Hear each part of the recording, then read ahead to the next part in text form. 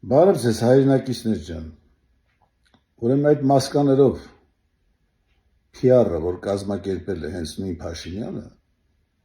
դա չի համապատասխանում իրականությանը, ընդհանրապես, էշի ծիծաղն է անգամ գալիս, որովհետև անողները երբեք չեն ասում, այդ ուղղակի անում են ու վերջացնում։ Ժամանակին արդ երկրներում, երբ որ թուրքական դեսպաններ էին սպանում, կամ դավաճանների, անողները ոչ էին հայտարարում այդ դեսպաններին կամ դավաճանների, որ ձեր հետևից գալու ենք, որպեսզի նրանք ավելի լավ թաքնվեն, չէ՞։ Հիմարություն է իհարկե, անտրամաբանական մի բան, հիմարություն, որովհետև այս լակոտները, որ իշխանության վրա են,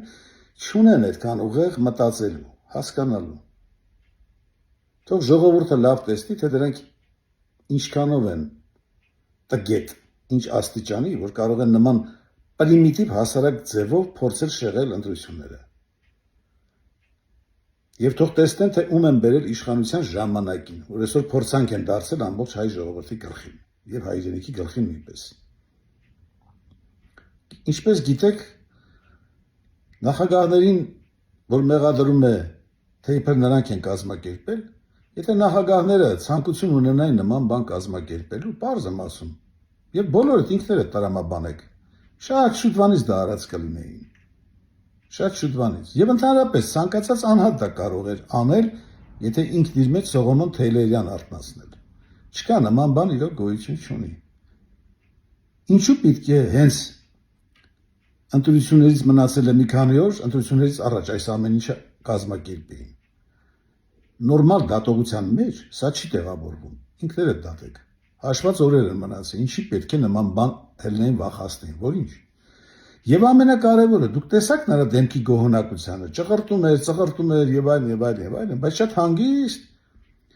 հանգիստ, սթափ վիճակով շրջագայում է ժողովրդի մեջ, քարոզում է իր նման զոմբիների դեմ։ Բայց չի մտածում, եթե դա իրոք իրական էր, այդ մասկաները իրական են, չի մտածում, որ մի տեղից կարող է հանգիստ ձևով իրականացնել իրենց ծրագիրը։ Չի մտածում, որովհետև իր ձեռքի սարկածն է, հանգիստ պատտվում է, մեջը մի գրամ վախի զգացում էլ չկա, հա, առյուծի կաթ է կերել։ Ցանկացած մարդ մորից ծնվելուց դա նորմալ բնական երևույթ է, որ մարդ ունի վախի զգացում։ Ցանկացած մարդ ունի վախի զգացում։ Չափը կարևոր չէ, բայց վախի զգացում գոյություն ունի։